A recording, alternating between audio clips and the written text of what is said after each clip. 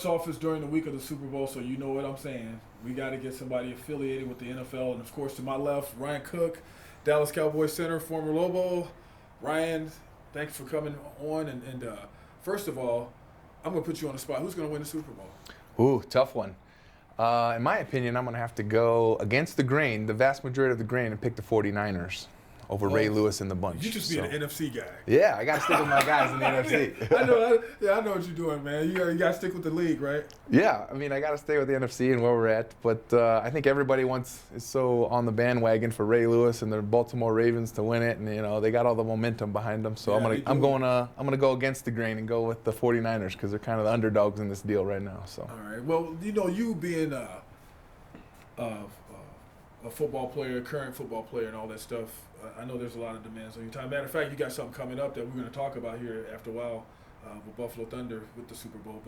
But you being a current football player and you watching the Super Bowl, does that make you feel like I need to be in the Super Bowl? I mean, how does that sit with you? Well, I mean, it's always it's a challenge to even get into the playoffs, to be able to get into the Super Bowl. So I'm kind of at the point right now where I want to go to the Super Bowl, but I want to play in the Super Bowl before I go to the Super Bowl. Right. So, it's a challenge to get there. So you got to do a lot of hard work and everything. But I don't know.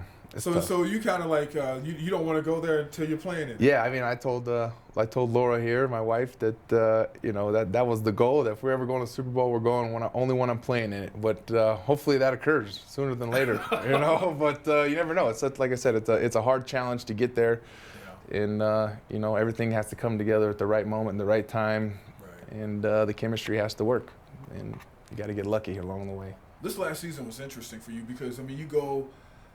Dallas watches you in this preseason game. Miami, with the Dolphins. Right. And the next day they're like, "Hey, we need you over here." Was that weird for you? How did all that happen?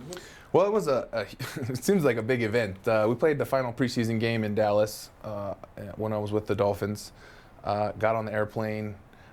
While they're pushing back from the tarmac, they crashed the airplane into another airplane, dented the wing, put a big hole in it. So we're sitting on the Dallas tarmac there for probably 3 or 4 hours waiting for another plane to arrive to take us back to Florida. So once I finally get back to Florida, the next morning I get a call, said I've been traded to the Dallas Cowboys. So I had to hop on a plane and fly right back, which is crazy 24 hours nonetheless. But, yeah, I bet in your head you were going like, what? Yeah, it was interesting, but it was a great move for me. It ended up working out really well this year and allowing me to get out there and play some games and get back to my natural position of center. And ultimately we didn't finish the season, like we would like to. 8-8 is average, and that doesn't cut it for my boss Jerry Jones there. So. Right. Hopefully we can improve upon that next year and hopefully make a run to the Super Bowl. What do you guys need to do, you think? I mean, I know there's not a quick fix to something like that. I mean, there's a lot of pieces involved and a lot of things.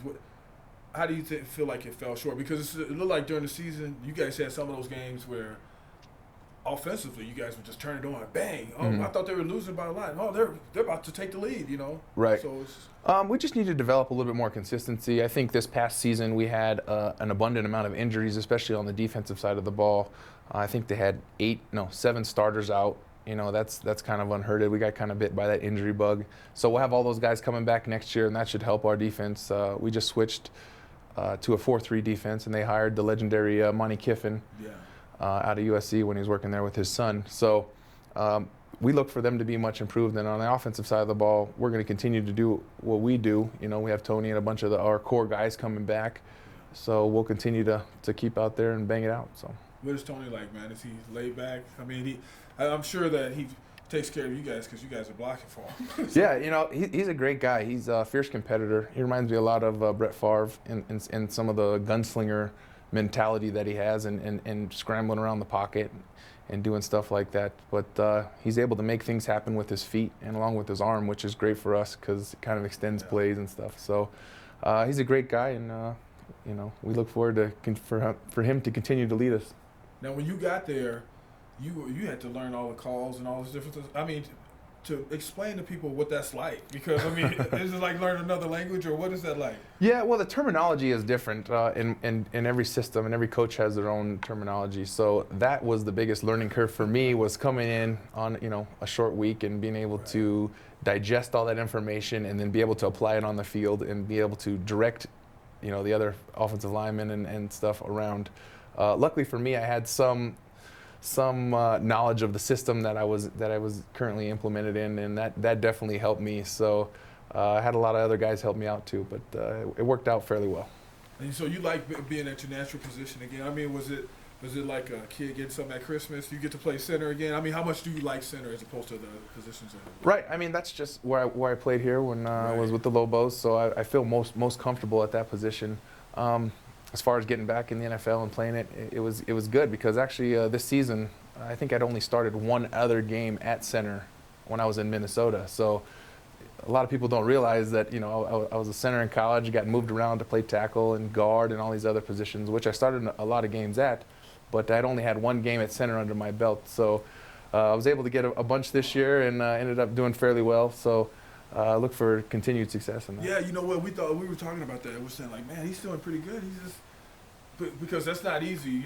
Having played football myself, that's not easy to just jump in and you're in another system and all that. Right. And I felt like you handled everything very well, and I'm sure you must have felt good about it once you just got your feet down on the ground, because nobody wants to come in. I mean, you guys, your work is on TV like ours is, but your work is on a national scale.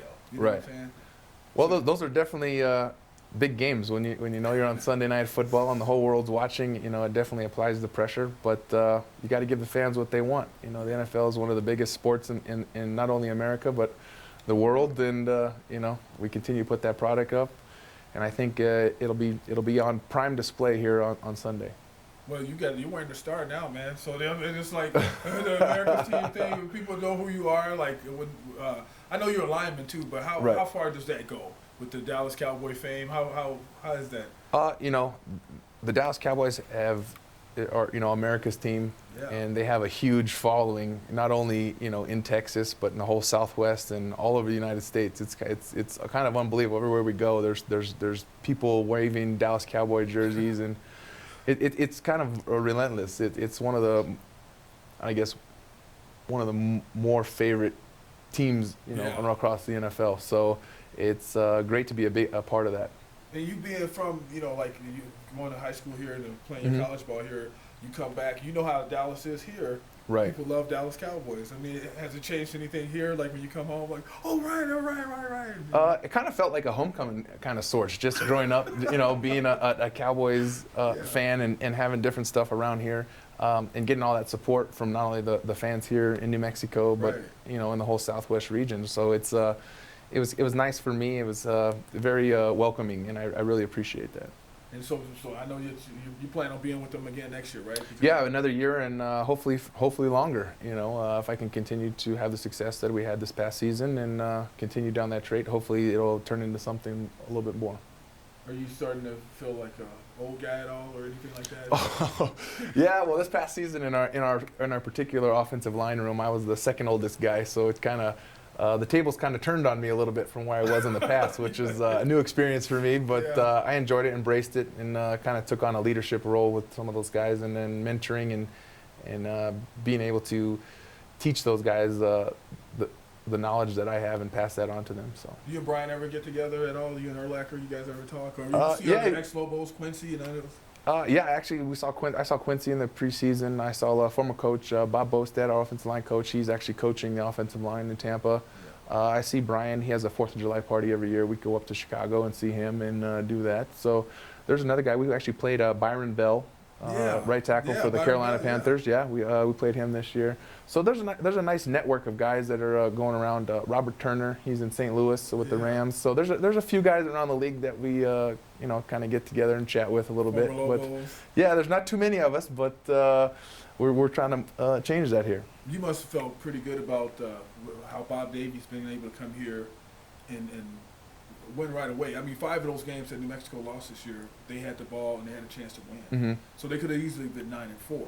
Right. And that's in the course of a year. So you must feel good about the change having been a former Lobo? Yeah, Coach Davey came in, and I think he instilled the system and got everybody to kind of believe again. I think that was missing. You know, we had a tough stretch there of games where when there was not a lot of support, and, you know, obviously it dictated that by not winning games on the field. So I think it was encouraging this year to have them see that success that they had, and I think it'll continue to get better. I know they're out there doing their recruiting thing right now. I think this is the last weekend of recruiting. So I know from what I've seen, they've gotten some really prestigious recruits coming in. I think you'll start to see an improvement from year to year.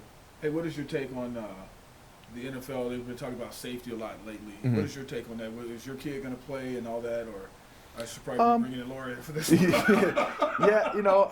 Mama has some power on that one. I mean, I don't ever want to take something away from, you know, my children to say you can't play a sport. I think it's beneficial in so many ways in developing younger kids and getting them active and getting them off the couch and stop playing video games and stuff like that. Yeah.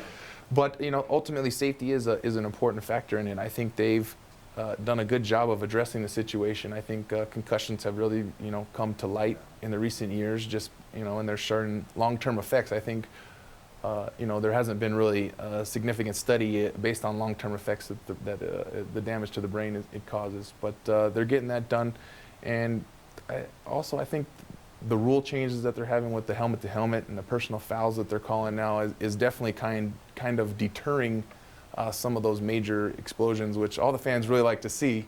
It is exciting, but at the end of the day, you know, these are people out there too. So, yeah, I'm sure those guys wake up on Monday morning feeling quite a bit different with some of those concussions and things. But they've done a good job of kind of curbing that and addressing the situation, and I think they'll continue to do so.